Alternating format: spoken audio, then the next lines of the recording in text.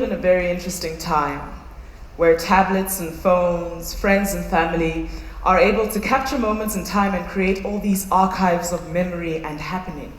But as a Black creative, I'm a bit concerned about that, considering that our forefathers at some point believed that if they had a story about our tradition and our practices, and that story made its way around town and into the next generation's mouths, they had done enough to keep all of that alive. That didn't seem to be the case. Books trumped our stories. So I'm here to urge you to write your story. No one can take away a specific experience from your skin, from your perspective, from your point of view. So I'd like to start with a poem for women who are going through domestic violence. Knees can't hold hips, can't hold chest high. Collapse into yourself. Collapse into yourselves and expectations die. Expect to die. Scribe until the ink runs dry. Swallow burning bushes and watch these chests burn in the sky. They'll call it sunrise, a beautiful happening upon eyes, but do you smell my tired black? Spell my spine back. Sing me woman's song. Sing it from everything wrong. Do you make coffins home for your heart? Make dust of your dreams when your masculinity is done screaming at the auction. Women will still be reading breath fluently in scars, helping you collect yourself from the broken shards, because being woman is being tortured in broad daylight, is fighting to die, is eating from the tree of life over and over and bleeding over everything. So how will the next generation of women know of our hardships in getting a society that practices equality without an example of it, or a timeline that will act as a catalyst for them to act upon it?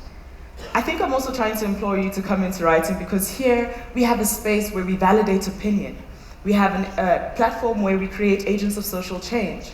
We have a safe space where we're able to investigate what people believe is their execution of critical thinking. But writing also takes away the idea that you're the only one who thinks or feels the way that you do. For example, I've never really understood death, never quite wrapped my head around a heart not beating, a chest vacant of breath, eyes in protest of opening, a voice never to be heard again. I don't understand how not to be alive, how you could be overcome by the sunrise so many times to just die. So writing takes away the alienation of feeling or thinking what you do and believing that you're the only one. It also affirms the fact that you're as crazy as the world and the world is as crazy as you. And that's very comforting to know. And as much as writing is a solitary practice, you always have the ability to share or keep it forever. You have that power. But beyond all of these very big things to do, we need to write to remind each other of glory. And as much as there's a lot of hardship, there are also moments of glory that exist amidst all of this. So we need to write to remind, to celebrate, to bring light to. And this is the joy of writing as well. It's not always about dark, gloomy things. I took a trip to a European country, which I shan't name because I don't want to get into trouble. And I spent 14 days there in 5 cities of that place. And what I found was that the Black people there didn't acknowledge each other in space. And it's a very strange thing. I've traveled quite a bit, and in every other space in the world that I've been to, Black people acknowledge each other. There they didn't. And after investigating, I found that they kind of shrunk themselves to become uniform in their space. And I wanted to run around and shake all of them and remind them that they should be big and colorful and bold, and that they come from such a beautiful legacy. So I wrote this poem, and I've attempted to recite it to as many people as possible, because it seems the reminder is something we all need. When the world speaks of its great inventions, they forget to say how they found that a black body conjured clouds, mujaji, whispered you into rivers, how we slip, slide, and slither until we saturate this land in our demand to have it back.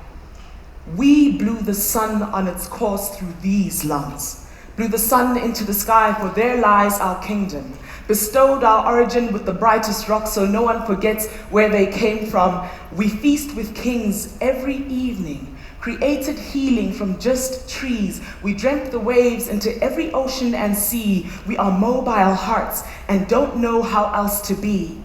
The songs we sing, sing us into eternity. Being black speaks to everything I think and do and think to do. We are the creators of all. Before the world convinced you that your ugly was all they saw, world taught you tongue-tied, hide. Give up before you remember how to find the dreams in your skin. World silenced your oracles, called you pagan for your rituals, took God from you and called it voodoo. World took our sacred geometry and called it African print. Stole talismans from our kings for museums to exhibit. The glory of black is fast growing extinct to those who ignore the majesty that dwells within. I am queen. I walk queen. With this crown on my head, dreaded roots of how the story should be read. I will be oak tree, baobab, the willow that refuses to weep. I will be lighthouse, lantern, she who passes on the baton. Tell them that I have found black bodies that conjure clouds, black bodies with history tattooed in their mouths. Dream keepers, your glory is simply being black.